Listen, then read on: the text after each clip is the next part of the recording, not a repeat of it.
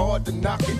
Everybody got their own thing, currency chasing, worldwide through the hard times, worrying faces. Yes, God bless you, community family, and welcome to Gang Talk with Skipp Townsend and Sister Herron. If you've been following us, we spend this very important time with our community every Thursday at 6 o'clock because it is important. And we need to recognize how important it is for our own people. So God bless you once again and welcome to this hour. And as usual, we always start by thanking Skipp for being our co-host. And before he speaks, I just want to tell you that he's the hardest working man I know in this arena. And Skipp, in his recovery, has not let any moss grow under his feet. He's out and about. He moves around so much, doing everything he can to try to help us wake up and find a way to help ourselves and, more importantly, help our own children. So God bless you, Skipp, and thank you for who you are and what you do. Well, thank you, Sister Herron, and I think as you were saying that, it's obedience. I am obedient to God, and that is simple as that. So that's why. And He's working you too. Yes, He's He is. leading you to things. Yes. I mean, Yes, look, indeed. You was out in Calabasas last week. Right. So that was domestic violence, batters intervention training. So it was 4 days, and it was just a struggle to get here on time. So I didn't want to.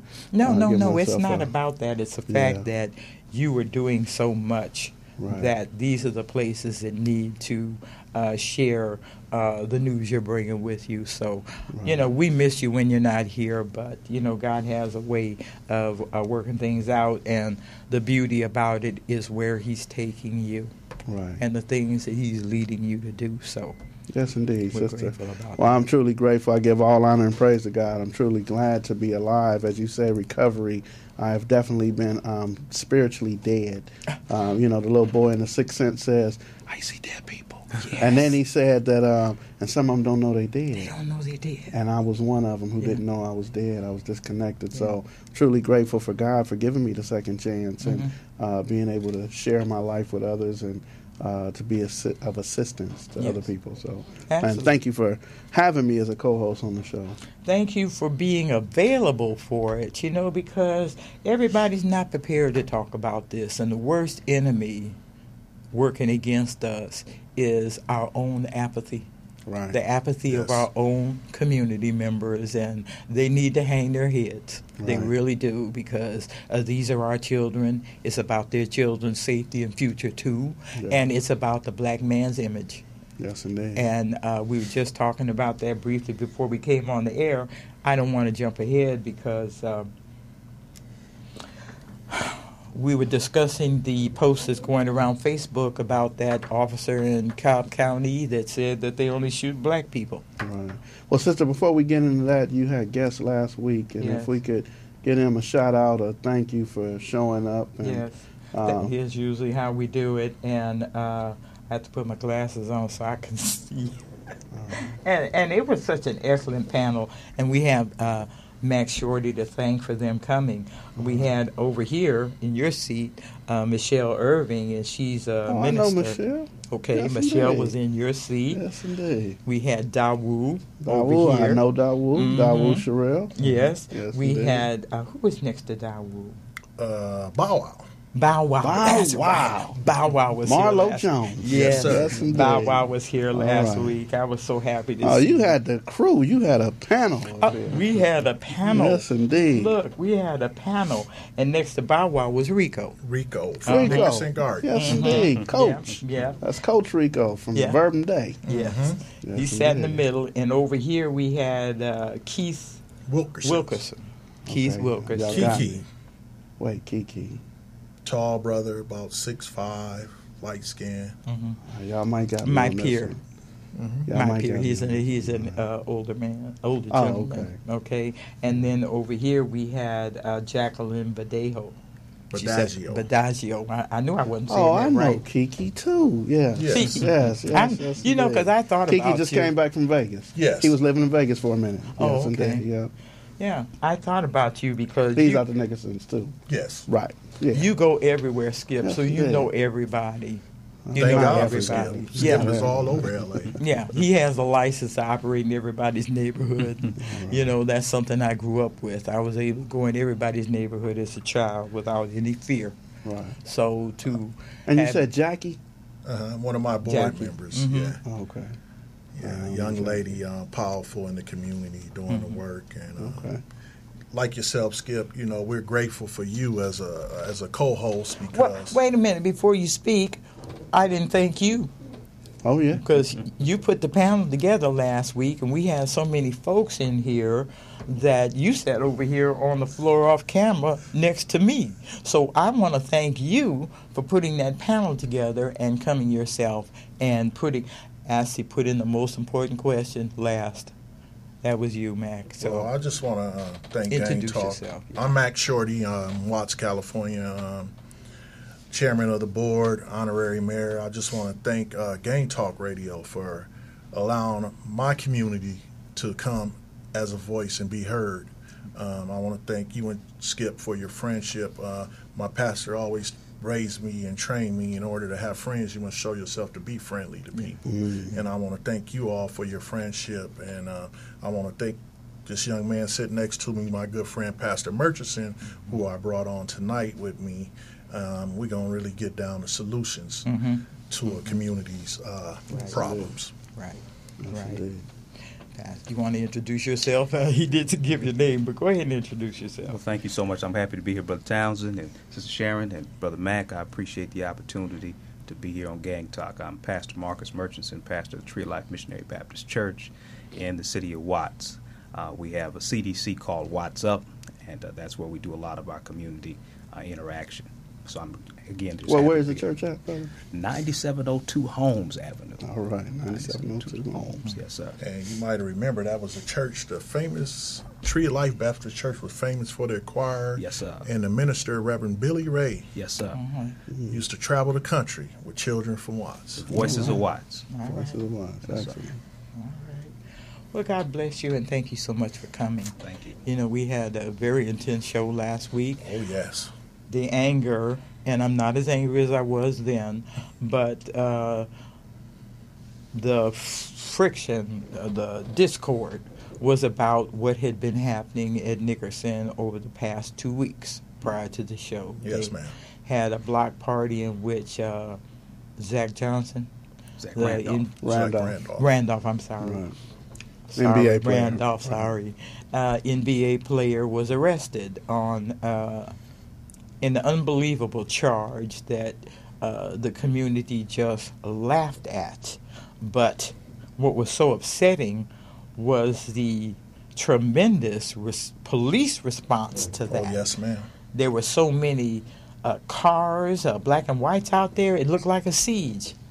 It looked like a siege. So we were very concerned about it because there was a disrupt of a community event that was planned, and now we have an NBA player who's coming into the neighborhood, bringing goodwill, and he's at the center of the story, and he's the one that gets arrested. Right. Okay, and charged with coming to Nickerson to sell weed.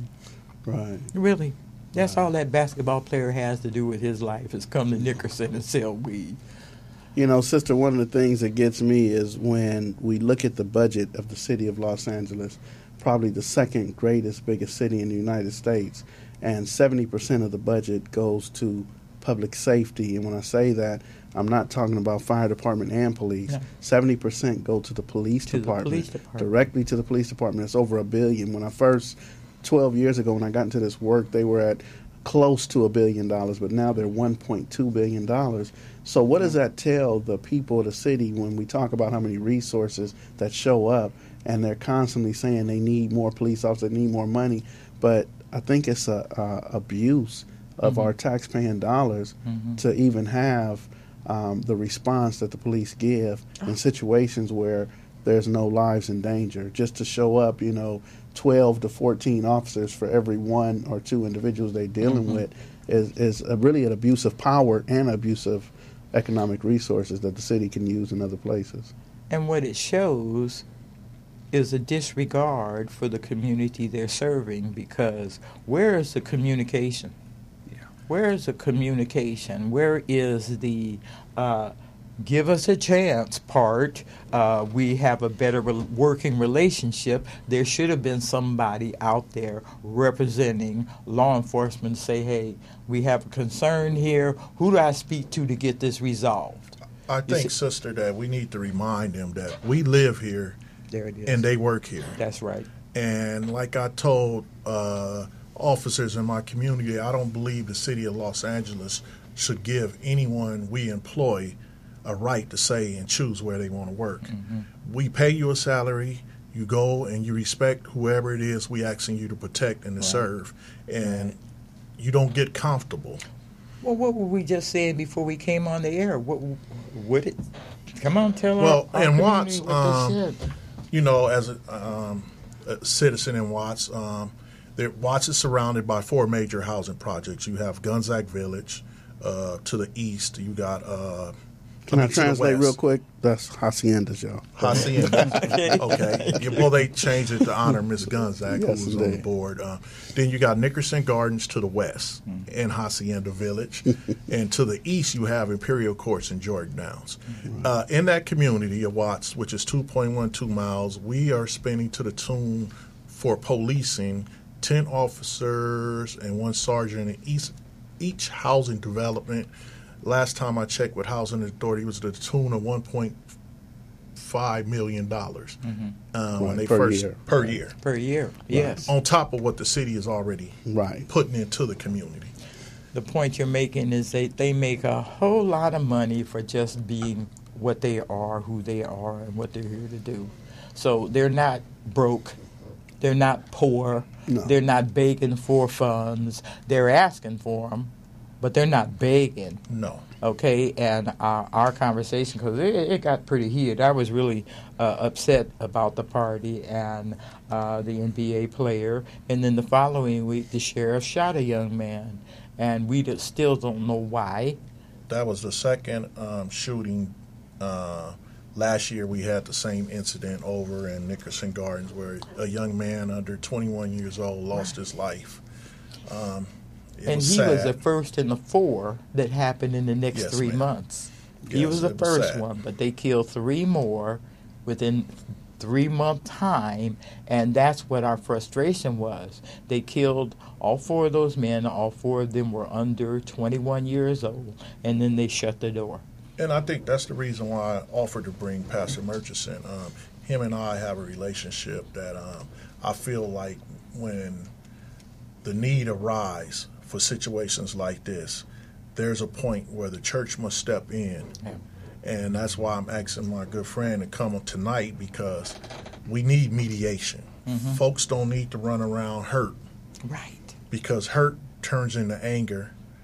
Anger turns into hate. Mm-hmm. And then before you know it, we have a community on fire, and I'm not asking and looking for that. Look, I went through those 3 emotions last week just talking to you. Look, hurt, anger, emotional. Look, it's not just a community, it's all of us, people of color. We see there's something wrong in our scenario. There's something just wrong. And really what I was talking about was that officer that said that we just kill black people. Yeah, lady, you ain't got to worry about me shooting you, because we just shoot black people. And I think that was a Caucasian woman he was making a statement to. Yes, I think Caucasian or Hispanic. Yes, but she was afraid for her life. Yeah, she was afraid. Approached. Yeah, he was telling her she could go ahead and use her cell phone to call whoever she needed because it was a drunk driver. Her driver was drunk. That's why he pulled her over. And he's allowing the passenger to call somebody, apparently to pick her up or whatever, and she doesn't want to move. But he speaks to facts, because as a black person, if you reach for that phone, maybe your last You mean call. like Philando Castillo? Mm-hmm. Right. Yes. Sitting with his right to carry permit, not right to carry, his gun permit. Yes. And his gun in the glove compartment and in a right to carry state. Right. With his child in the car. With his child in the car. So you remember what the baby said to the mama in the back of the police car? Yes, yes. The baby said, "Mama, stop hollering. I don't want them to shoot you." Yeah. And that's horrible. That is horrible. You know, not to get off subject, on subject, you know, just this week there was a young lady picked up her kids from her family's house. And while her husband was outside, some people approached him and said, "Hey, look, you guys aren't welcome over here. You need to go. You need to get up out of here." And the young man said, "Man, I'm so glad you told me that. We're going to get our kids and leave. We don't want no problems." Him and the young lady get in the car. They drove off. They chased him, shot up the car with the kids in the car, and killed her on 83rd and Central and shot him up as well. And I just want to say that, you know, in our community, a lot of time we look at the police, and I do definitely look at the police. Yeah, we do. But I want to look at something else that's killing black people as well that we don't always talk about. Speak on it, brother. So when we get to the area of 69th and Central where they were, 59th and Central where they were, there are people over there who don't like black people and will approach them in a manner and tell them, "You are not welcome here." And until the day that we're able to come on the air, off the air, but be able to talk openly and say that there is a pink elephant in the room, Right. and people don't want to address it, I think we're going to continue to have these problems. So in intervention, if there's somebody in the Jordan Downs and somebody in the Nickersons and they're getting at it, we can go get Donnie and Hank, go get Rico. Right. Hold on. We're going to go get Bow Wow. We're going to go get Kathy, Lowdown. We're going to get Big Mike. Right. And we're going to sit at the table until we get this solved. Yes. We could do that. Yes. In the Latino community, we cannot. No. And There are people in Corcoran, there are people in Pelicans Bay, there are people in San Quentin who will tell them either they can or they cannot have a conversation with each other, but never have a conversation with us. Right. And, And I just want to put it out there and say that. that's that sad that you would say that, brother, and bring that up, because in my community, I'm one of the black people that's fighting for the Hispanic community because of what the presidency feel about you being in the country here illegal. Right. You know, and it's us black people that are fighting for them, and they need to understand Well, you know, that and the respect that. the sad truth for us, we're caught between that rock and the hard place. Our people are caught between that rock and a hard place, and it was done to us by design. Yes. See, because I remember, and I'm sorry to say it this way, their president telling them, "Yeah, y'all go over there and do those jobs that black folks don't want to do anymore." He said that. And when Jesse Jackson and Al Sharpton came down to have a dialogue with him about something that wasn't suitable, because it was the same time they had released that derogatory stamp of the little young black child with the big lips and the busted up face, and yeah, but he looks like that, but he's a smart one in the group. But here you got a blonde Hispanic kid, a brunette Hispanic kid. They look all normal. But the little brother, they had him looking, you know, derogatory, making our features derogatory, and that same kind of thing we as a people have been going through, people making our image. Right. You know, all the way back to Jocko, all the way back to Aunt Jemima, making it an offensive portrait. You see, so that's what that cartoon character represented. Right. But I want to thank you, because of people, you, my grandmother, my aunts, and them, to keep reminding us as young black men and women that we just didn't get here without struggle, confrontation, many miles of walking in shoes that were worn out. I think in California, we never, and Skip may agree with me on this, we never been down south and had to come up with the terms. I remember I went to visit an aunt, and she said I went to buy her groceries, and I felt like the $400 I spent on groceries. Skip looked at like $125 worth of food. Yeah. And I questioned the white lady, and my aunt said, "Don't you ever come back and do that to her again." But we don't, us younger blacks, me 48, born and raised in California, didn't understand the struggle until it was explained to me. Oh, no, let me stop you. My people come from Jonesboro, Lucky, Louisiana, and they say the man at the corner had a black dog, and you know what that dog's name was. And they asked him why.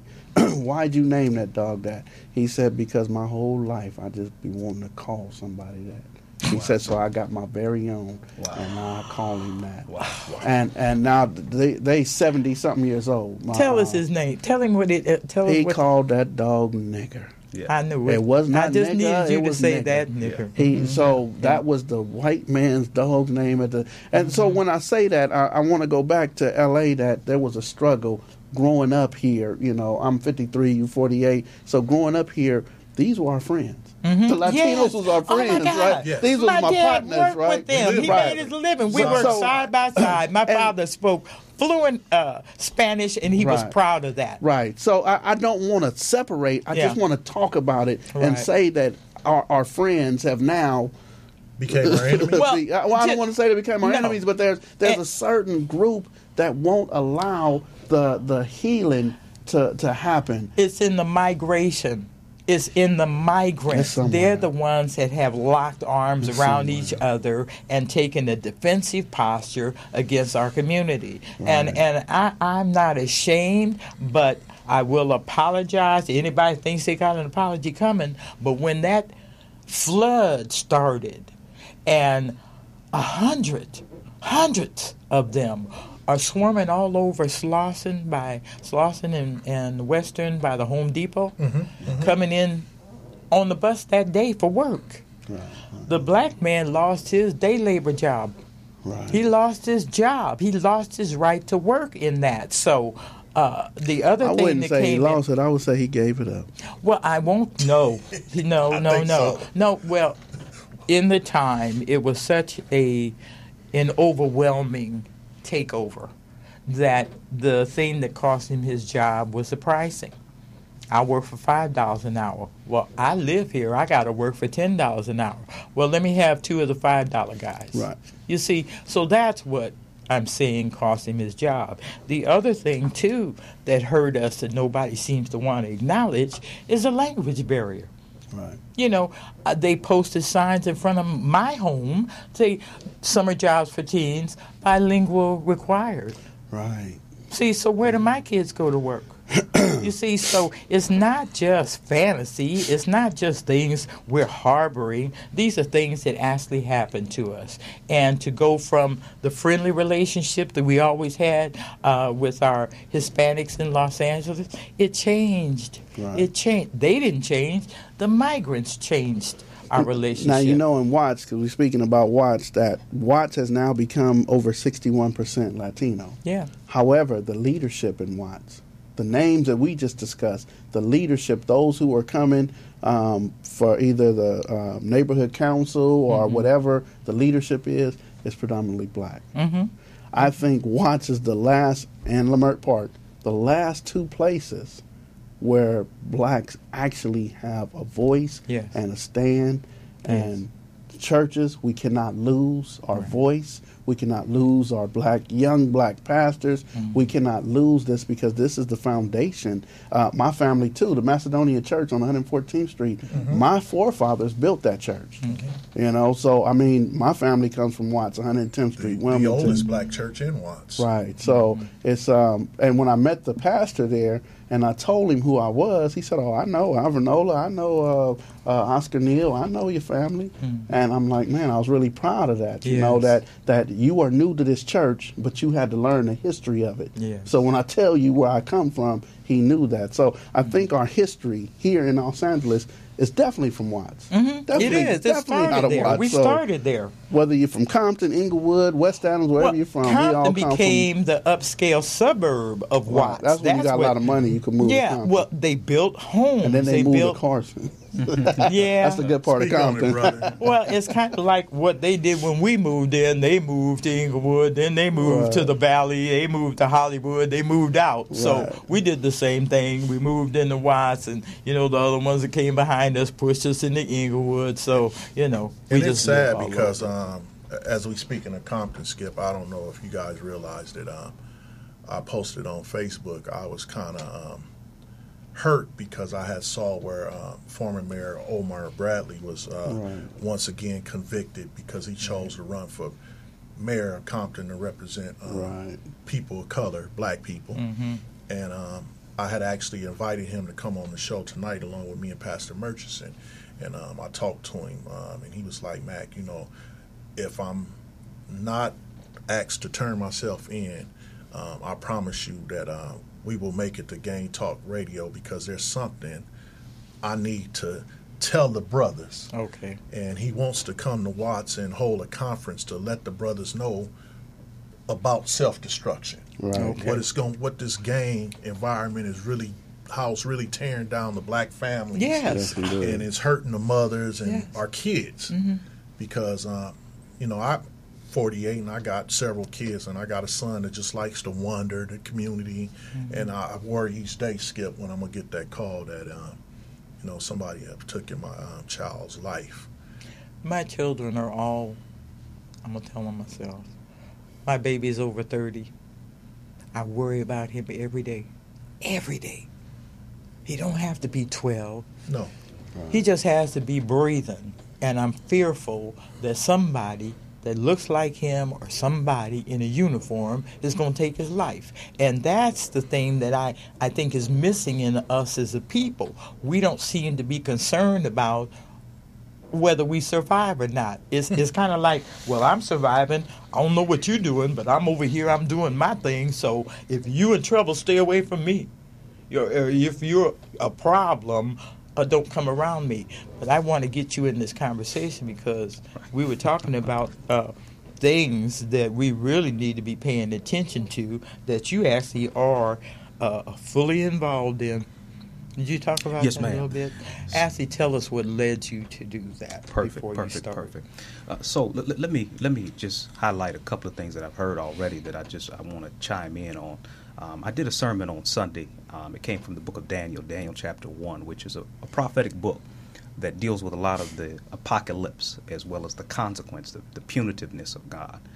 Brother Kendrick Lamar said that there was one thing that was missing from this generation of church, and that was that we're not preaching and teaching about God's vengeance. And that he came looking for that, and when he did not hear that message, that his ability to stomach what the church had become today was no longer there. So he had to leave. And I can respect that. I can respect that all the way. So what we've been trying to do is look at what God is not tolerant of. Because a lot of the stuff that we tolerate, he's not tolerant of. He has no tolerance for. And so in Daniel chapter 1, around verse number 4, the Babylonian army has come in and they besieged Israel, taking them into slavery. For about 492 years, they are in slavery. Sound familiar? Okay, sound real familiar, right? Okay, all right. For 492 years, Israel is enslaved, has been raped, has been robbed, has been ensnared, has been demeaned, has been lambasted, has been scrutinized, Sounds familiar. has been marginalized, and for 492 years, this has been going on. Here's the problem that we don't necessarily articulate as theologians or Bible readers, that how in the world did Babylon get the ability to do this to God's people? God signed off on it. He signed the permission slip. Okay, because you can't do this unless God okayed it. Why did God okay it? Because she had turned her vision, turned her eyesight to look in another direction. And God was not going to compete for what was rightfully his people. He created them. They did not create him. So he said, I will allow someone to come in to cause your consciousness to come back. All right. When the enemy comes in, the Babylonians come in. This is what really, really blessed me. They come in to wreak havoc on these people of God. But it was where they went first. The first place that the enemy says, I'm going to steal, he didn't go to the credit union. So when he comes into the city, he says, I don't want to go to the bank. I don't want to go to the hood. I don't want to go to the car dealership. I don't want to go to the foreclosure auctions. I don't want to go to the educational system. So the very first place that the enemy comes in and starts stealing from God's people, watch this, is in the church. He said, take me to the church. Take me to the church. That's the first place I want to steal out of. Now, when he goes to the church, it was what he stole. This is in verse number 4, Daniel chapter 1, verse number 4, that was so pronounced and salient, because he didn't steal the tithes and offering. He didn't want it. He said, y'all keep that, because y'all ain't going to do right by it anyway. And it's not enough for what I really need. So hold on to that. Anytime the church only talks about money at the time of tithes and offering, you're out of order. You're out of order. You ought to be talking about empowerment and investment and how people might be able to grow beyond just tithes and offering. Something wrong with that. And we got a lot of churches that build beautiful structures off tithes and offering, but don't build the people. Like down the street. My God. Okay, well, I point at him and call him out by name. I know, but You want me to stop? I look, will. we got a guy on the national news thing right now Joel in the Osteen? middle of that hurricane. He would not open his doors. No. Until he got the pressure. My No. God. My God. Yes, indeed. My God. And he's because you know what Scripture talks about false prophets too. Sure. It talks about how Exposing many are called, but how many are chosen. Okay, and it also speaks about clay feet. Yeah. That's the one thing. Right, what kind of Remember feet? when clay. What that mean? Like Clay, your feet are They're made dusty. of clay, not stone. Yeah. I mean, you're standing on weakness, clay. Oh, okay. Not Okay, standing Sister on Preach. solid Okay, rock. weakness. Right, I got Okay. it. Took me a minute, but I got it. Well, yeah. remember when Cecil Murray sat right here and Oh, said, man, how powerful. stupid do you have to be to sit in that pew and not know that man has just got you here to get your money? Sure. How stupid do you have to be? Sure. So He when- said the ego too. He said the ego so far gone, the ego and greed, Yeah. that the name of the pastor is way bigger Yes. than the name of the church. Yes, yes. Oh my I mean, God. Cecil was telling the truth Yes, because he what was. Skip is paraphrasing here, he said the two things that have taken over the black churches. I'm not sure if he said black churches, but he did say churches. Sure. Ego and greed. Yes. Ego Yes. and greed. Yes. And we have a perfect example of that in Harvey. We don't even have to get to L.A. yet. Right. You know, in the middle of that chaos and mayhem, and you stand out away from it. Right. And believe it or not, Texas have a few very more than 5 mega churches Yes. in the middle of that storm. I was looking for other churches to Yeah, step up. if there and was a do. storm here, right here in L.A., and it was on Crenshaw, we wouldn't have nowhere to go. We couldn't go to be Christians on Crenshaw. You're trying to say at we have a center. few churches like that You don't right think here we in could our go own to the second community. floor and be in the balcony. I don't you're think right. we could. I think there are it's a thing. How many real churches, how many real pastors open their door? It's just a few. It's just a few. So when just a I few. meet them, they're like a good mechanic to me. I want to hold on forever. Well, this is why this young man is here today, because Yes, indeed. he has the right effort that he's putting forth, and that's really what I wanted you to get to. Yes, ma'am. Yeah, actions, Yeah. brother. So- Because your Yeah. feet not clay. No, Yeah, sir. Learn there No, it that is. sir. right. No, sir. So the other thing that the enemy stole out of the church, he didn't want the choir. So y'all keep that choir. Because what I know about Negro parishioners is y'all are emotional. So you will sing, but it doesn't matter unless he's listening. Okay. Okay. So he said, keep the choir. The only thing that the enemy says on record that he wants in Daniel chapter 1, verse number 4, you can cross-reference it, is he says, bring me the young men. That's the only thing I want. There it is. So maybe what we have to do is go back to the book and see that 492 years ago there was a systematic plan that was placed in by the spirit of our adversary man. that said that the only way that we can completely take a generation of people and keep them crippled was to go after the young men. Go after the young So man. maybe that's why right now in 2017 in these still struggling United States of America, we've seen Tamir Rice, Ezell Ford, Kendrick McDade, My God. Michael Brown, Freddie Gray, Yeah. Sandra Bland, and please, Big Mama, don't ever forget Emmett Till. Oh, right, out of doubt. Because it was going on then. Right. He was the first. Huh? Yes, sir. Yes, sir. Well, I no, can he was the still first see his publicized. face. Yes, sir. right. Well, Yes, you sir. know, Emmett really stopped the, I'm going to use that word again, forgive me, the plethora of lynchings that was going on then, and that's a word my mom made me learn because I had to read the dictionary. It- She was a teacher. It means at a lot Georgia. of. It means a lot of. That's right, a But lot then, of. you know, he had a mother kind of reminds me of what you doing in your work, sister. Well, His mother chose To show. show America. you know what? Right. They didn't want her to. They did not want See, that's that her elephant to. Well, type they don't stuff. want Yeah, you to. they didn't want her to, and she said, "Oh no, We, But they- like, the we're not gonna world, talk the world's about gonna see what they did to my baby." That's what she Right. said. The world is gonna see what they did to my baby. Now, what mother is gonna hide Sure. what they did to Emmett? But you remember what you black told me? mother? You was like, Mac, I was about to retire, Yeah, and thank God that I don't know if it was Emmett Till's mother spirit that came into you not to give up on the men of this city. Yeah. Because Brother Skipp here can only hold so much on his shoulders. Yes. And thank God that he is one of the true brothers that's bringing these, whether we Crips, blood, blind, blue, crippled, crazy, whatever we chose to be. Yes. He's a true man under God's care to bring us together. Yes. Like the pastor sitting here saying what the Bible had already preached. Mm-hmm. And it's right now, today, we're living it in existence. That the man or the and young this man. is a new army God is creating in us. Sure. He brought you back in your right mind. Yes. Okay? Yes. Brought you back in your right mind. That's the essence and spirit of this show. Yeah. Folks that have been in the nightmare back in their right mind. And so that's the grace. That's the forgiveness. That's the redemption right there. Yes. You see, so we have a place for it.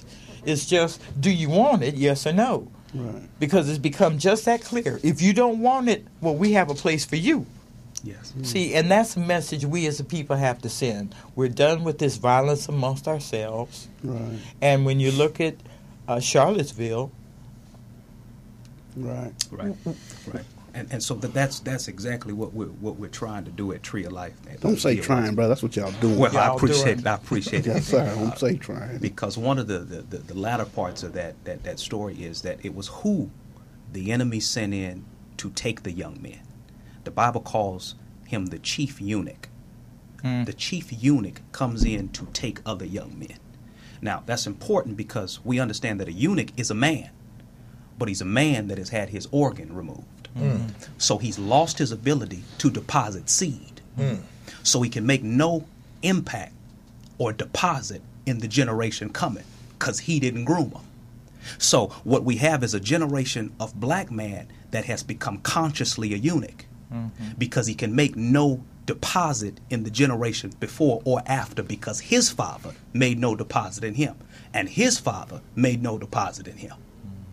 Man, you got me moving right now. Okay. One of the arguments I've been having is about that right there. When I'm very vocal on things that I don't agree with, even though society has accepted behavior and lifestyle changes that I think are not appropriate.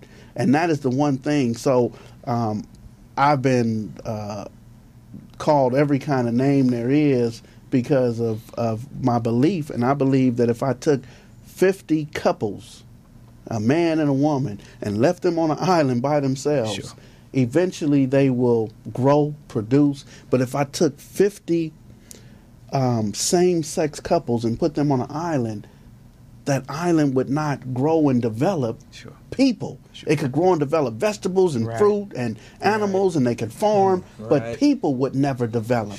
Humanity would die with their death. Humanity would die with them. Yes. So, because there's no seed being deposited for the next generation. Yes. But I've been told to shut up and be humble and accept things, and I just don't know how. But what you said just really, that seed. If I call my kids right now, Carter and Cody, on the phone and ask them, how will you learn how to be a man? I could put them on speaker, and I know their response would be by watching a man. Yes. And who's the man you need to watch? You are. Yes. And I teach them that, and they know that it's not their friends, it's not the WWE or Steph Curry. They need to watch the actions of a man, and that's what I didn't do. I'm going to put it out there that I watched this dude take his shirt off, have a gold chain, and that's who I want to be like. Right. And I thought that's what manhood was. Right. But there was no seed being deposited in me. My mother worked 2 jobs with 3 boys. There's clothes, there's food, you got a roof over your head, that's it. And she provided the necessities, and I figured the rest of it out on my own. Did I make mistakes? Yes, I did. Sure. Yes, I did. Sure. I made it up as I was going along. I taught myself how to be a man. I was making it up as I go along. That's just like flying an airplane and building it while I'm flying it. Yeah. Yes, sir. I'm bound to crash and burn. In fairness to our mothers, we give you the best understanding that we possibly can. But we've never had to walk in your shoes to actually have the physical strength. We've had to have it as women. But it takes a man to make another man of color understand what that challenge is and where that strength comes from to say, I ain't going to take this. I'm just not going to take it. Whatever I have to do, I'm not going to take it. You see, and that's the strength in the black father.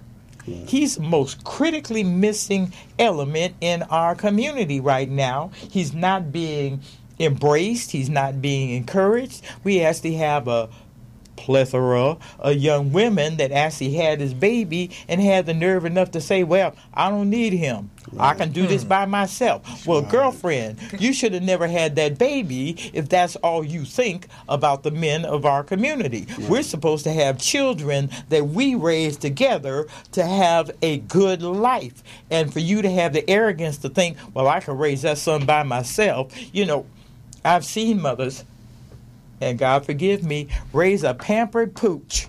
Right. Okay, and that's my favorite description of him, because he's no good for anything. Right. Except whatever you bring to him and lay in front of him while he's sitting there doing nothing. And mom, you're spoon feeding him hand to foot. What's he going to do when you leave this world? Right. So he's going to be sitting there. When I was growing up in Jordan Downs, my mom, a single parent mom, and I would go out and do crimes. And I would be at 76 Juvenile Justice Center on 76th Central. Oh yeah. And they used to have 2 black judges in there. And he used to chastise my mother, and I used to tell him, sir, my mama would whoop me with a extension cord. But when she laid down to go to sleep, when she was tired, I would hop out that window. You'd hop out that window. The same thing he was doing. It's the same thing he was doing. So I told him, I just felt like you shouldn't chastise my mom like that. Right. She whooped me with a extension cord. Right. She did the best you must not have had no Hot Wheels. See, but we had Hot Wheel tracks we would leave out, so she would just pick up the And look, and in fairness, because my husband was raised by a single mother. You know, and she had to work in their homes, taking care of their kids and cleaning their houses, and that's how she raised my husband. But, you know, here again, she could not teach him what it was to be a man. Just as women, we want the best for you. We want you to be strong. We want you to have character. You know what I mean? But it's the man's input. Right. It's the man's input. So I really want to clear this up. I actually have seen mothers raise their sons like pampered pooches. He's too good to work. Yeah. He's too good to get his hands dirty. He's too good to do anything. And she doesn't see you have set that baby up for failure. You love him so much, he's too good to wash dishes? Really? You see, so that's her baby. That's her baby. He's 240 months old, though. But wait a minute. Mac was his mama's baby, too. Right. But she raised her baby differently. My children were my babies, too. But I'll be darned if they're going to be a pampered pooch. Oh, no, you can't be a black man in this country and think that that's the... And I think when my mom was in there, that's how I ended up turning to the gang, to the homies. Was it your friends? Yeah, we all our mothers were single parent. No. That's what makes it normal. Listen to what he just said. If I go outside and ain't nobody in my circle of friends got a daddy, then we don't need no daddy. We're in that club. Right. Yeah. And that's how we got started, and that's how we would... Folks would be sleeping in their homes, and we would take them vice grips and screw that deadbolt right off while they sleep. Tiptoe in there in our socks. Oh my God! You know, clay feet with socks on, so it would make no noise.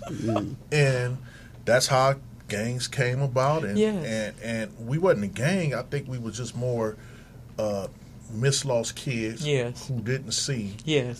But that's how it started. That's really how it started. Like Skipp said, you came out of the house, and some of those houses had drugs in them. Okay, they had drugs in them, and I've had... Well, they had guns, too. They had 38s, and they had shotguns back in my day. Guns and drugs, and so some of the kids... And I'm talking about when the drugs captured the mom. Oh, yeah. Okay, and mom's not really in her right mind, so the kids have been abandoned. Dad's not here. Now mom's off, drugged up. You see, that helped form... that group. It's like, mom ain't home, I'm hungry, the refrigerator's empty, she ain't coming back, where is she? Later on in life, that's my mother got on cocaine and slick small liquor and a little PCP, but my mother was murdered. I'm a loved one of a homicide victim. My mother was actually murdered in Watts by a gang member. But the good thing about it is my mother had gotten her life straight, and she had got saved. And before she died, she was right. Yeah. When I first got involved with Loved Ones of Homicide, people had expected me to be angry. I remember the psychiatrists and the black psychiatrists telling me, Skip, it's okay to want to be mad. It's okay to want to go out and hurt somebody. But I said, hurt them for what? Hurt them for what? Yeah. It's I said, I normal. know where she is. Yeah. Yes, I'm hurt I don't have a mother, but I don't feel like I lost my mother. I feel like me and my brothers, 4 boys, we gained much more. You know, I had a brother just got out of prison doing 22 years. I can imagine how hard that had to be to raise 4 sons alone. It was. It In really, Jordan Housing really. Project where the grass wasn't green, it was hard. Man, The only game we played was we would steal fire extinguishers. And we had a program or a game called Get Out My Mama Yard. You know, in the project, Skip, they right next door. Units are side by side. So if you cross that line, you would walk away Snow White. Right. We would just take a fire extinguisher and just spray you Snow White. well, you know what? That used to be the same kind of rivalry that we had with our high schools. But once the drugs showed up, they stole our leadership. They stole our community. They put us on a different career path. I'm going to make my money this way, and I'm going to get over this way, and then you better not come on my block because this is my territory and I'm controlling it. See, so it's a thing that evolved, and as a very wise man that's paid a great price in this madness said, it didn't happen overnight. Right. It didn't happen overnight. No, it's systematic, sister. It's the negative progression was systematic, and the positive one has to be systematic as well. And one of the things that I would say, and you know, you guys are talking about the church that the young pastor has, but you brought up Billy Ray. You brought up the pastor from years ago. So what happened with Billy Ray, even though I didn't know him, but what you guys just told me is that he created a system. He created a system in that church that is still now living to this day. Sure. So the purpose of training is, in absence of the trainer, will the training prove to be sufficient? And in your case, brother, it is. So I'm truly grateful for the work that you're doing in Watts, and to be able to continue a legacy of the pastor Billy Ray, who started that system. And that's what it is. We have to create systems that well after we're gone will be in place, promoting the same positive message that we're promoting now and bringing awareness. And we haven't even talked about the things that... But that's why I love him, because... I really want him to tell what he does. Okay, but we're look at Watts. You've been to Watts, Skip. Yeah. I think he's one of the very few churches that actually have Alcoholic Anonymous, Cocaine Anonymous meetings in the church. Yeah. Okay. And I look at the black churches, nice on the corner, Right. big tall 7-foot fence. It's open Wednesdays And Sundays. Sundays, yeah. Choir rehearsal and Bible study on Wednesdays. Yeah. Right. Sunday for ministry. Right. But this brother here is open almost 7 days a week. Right. And that's what a church is supposed to be. Well, see, because look at all the counseling we need. You just had named 3. Right. You left out grief counseling. How come our churches aren't involved in grief counseling? well, that's why I brought him to introduce him to Skip, because So at the Tree of Life, we have a full-fledged wraparound service. I am a sociologist by trade. That's what I went to school for, and served in the United States Navy as a social worker. And so after I got out, I have a different approach to the scripture and to the ministry. I believe that the church is supposed to be the DPSS office. That there shouldn't be. Yeah. I mean, and when we look at the civil rights movement of the 60s, that's what the church was. That's what it was, Okay. yes. I went to a HBCU, which is a historical black college university. The college I graduated from was started in the basement of a church. And 78 other HBCUs were started in the basement of a church. Yes. So some of the programs that we have is a program called Dad's Back Academy, because what we believe is that the fathers who are just coming back from incarceration are going to have a hard enough struggle just getting that identity off of them. Right. So they're going to need some wraparound services. They're going to need to understand what choices are you going to make now And so we provide a full gamut of those wraparound services. But counseling. you know what? That's one of the areas that the majority of our churches don't want to touch. Sure. They do not want to Sure. touch anybody that's been incarcerated Sure. coming back for new life. And I'm ashamed to say it. Sure.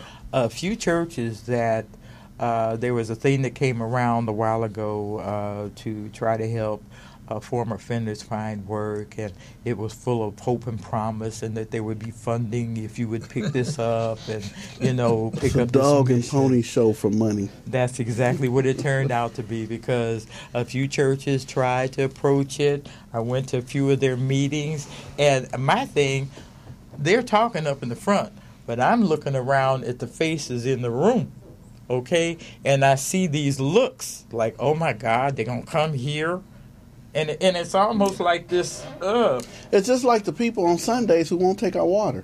oh, So, we do ceasefire committee for the last 10 years. We've been doing a safe and sober summer water giveaway.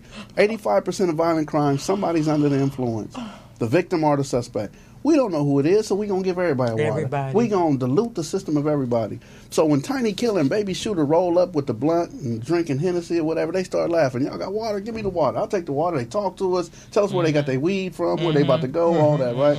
But then the people, the ladies with the big hats, they roll their windows up and they look and they say, no, thank you. No. And then the men, too, the men who done took their jackets off, but they still got on their suspenders and all that, they look and they, nah, we all right, gone. yeah. And they roll Or they don't look at you. or they don't look. They turn their head or whatever. This one lady on Imperial Western, her daughter was reaching out to grab the water, and the lady said, no, we don't want. I said, young lady, just let me give her the water. It's free, and it's because of. She said, no, do a great job, you guys, but no, we're okay. We don't need it. And I'm just thinking to myself, what is the message you just sent your daughter? Sure. You know what? On Western and Vernon, I had a young brother in a nice SUV with his son in the passenger seat, about 14 years old. Did me the same way. I'm standing in the street, looking in the window, shaking my ceasefire shirt, offering him the water. He gives me the wave off. His 14-year-old son is looking at me like, how is he going to learn how to be a man? By watching a man. So how is this 14-year-old going to learn to deal with people in the streets like this, like authority, like no? And an old lady like me.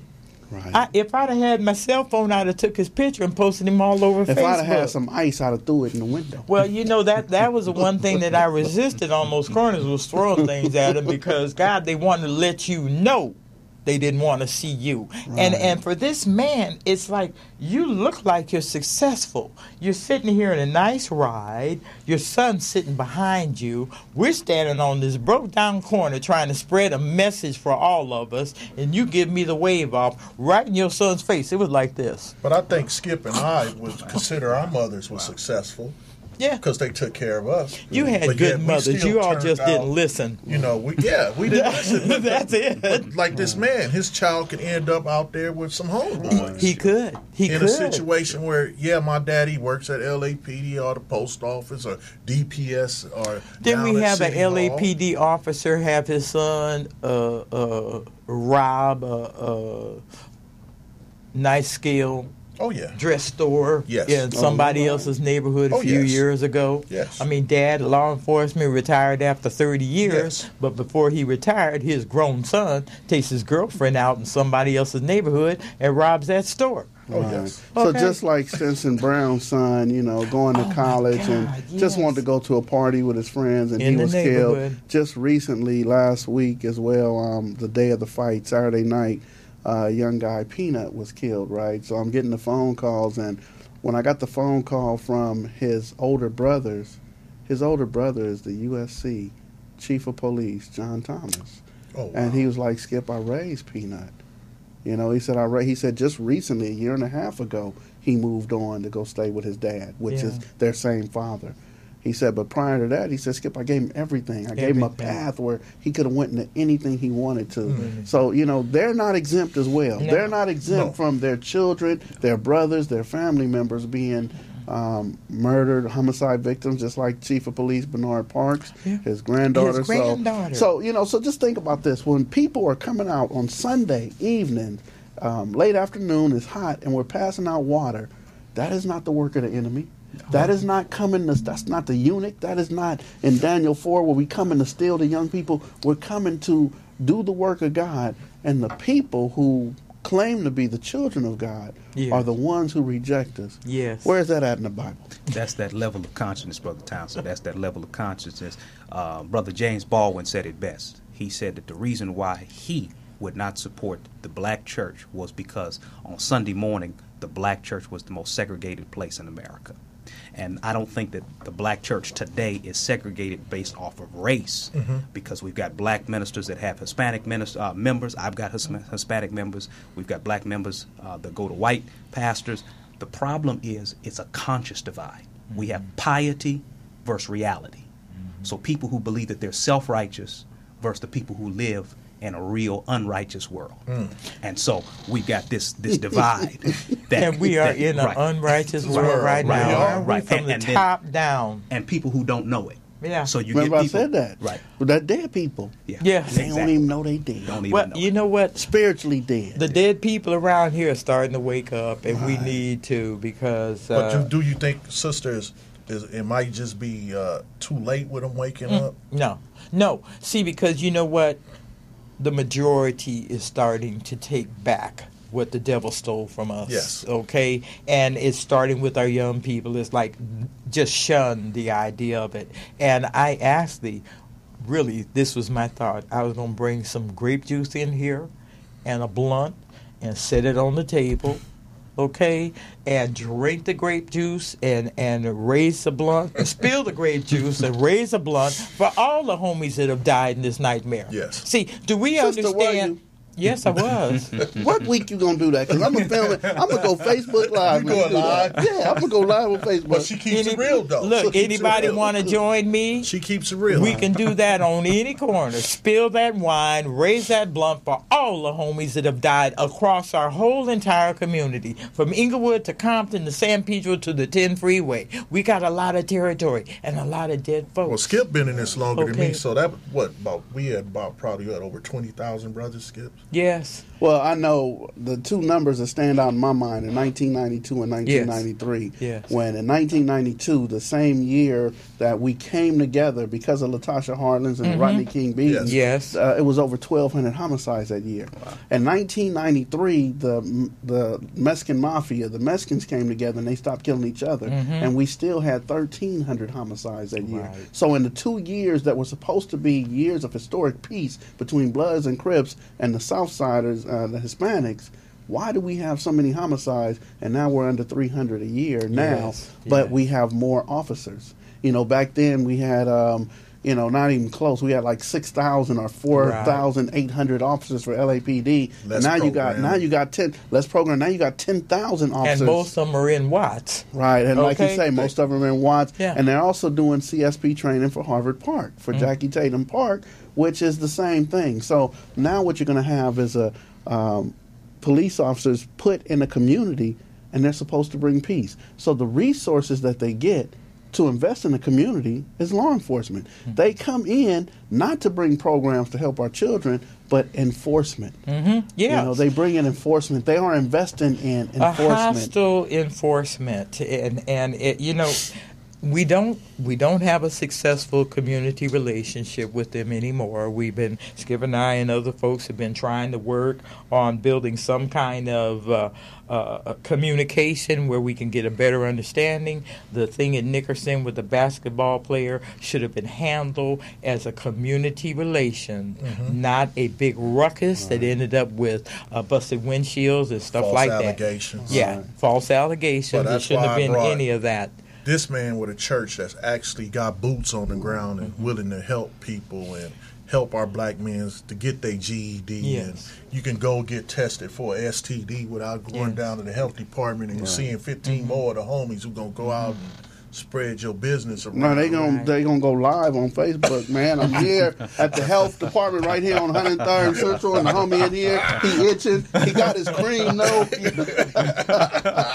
Well, you know what, too, and something I else want, because Dawu and I bumped heads last week, but we were really trying to get the same thing, and really what I wanted to clear up I may have used the wrong word when I said civilian review board, but what the intent was, we need a community control review board so we can talk to the witnesses, we can get their statements before we go run down to the police commission or take that information and build that grand jury that Dawu said we had a right to. So, Sister, we're going to run out of time. We got to get the last words from the young pastor. That was a fast hour. Yes, indeed. Say the name of the church and the address, brother. Tree of Life Missionary Baptist Church, 9702 Holmes Avenue, Mondays and through Friday, Dad's Back Academy. Come on down. We pay you when you go through the program. I don't know too many programs paying you to go through it. Free program. We have Tuesdays and Thursdays, our health clinic. You can come get your medications filled. We diagnose you. We can treat you. That's Tuesdays and Thursdays, 9 to 3 p.m. And then starting in November, we have free GED and diploma for those that need them. You can come down to the church, WhatsApp, get your high school diploma, GED. That's what's going on. That's great. Right That's there. what our church That's is a church doing. that's open doing the service.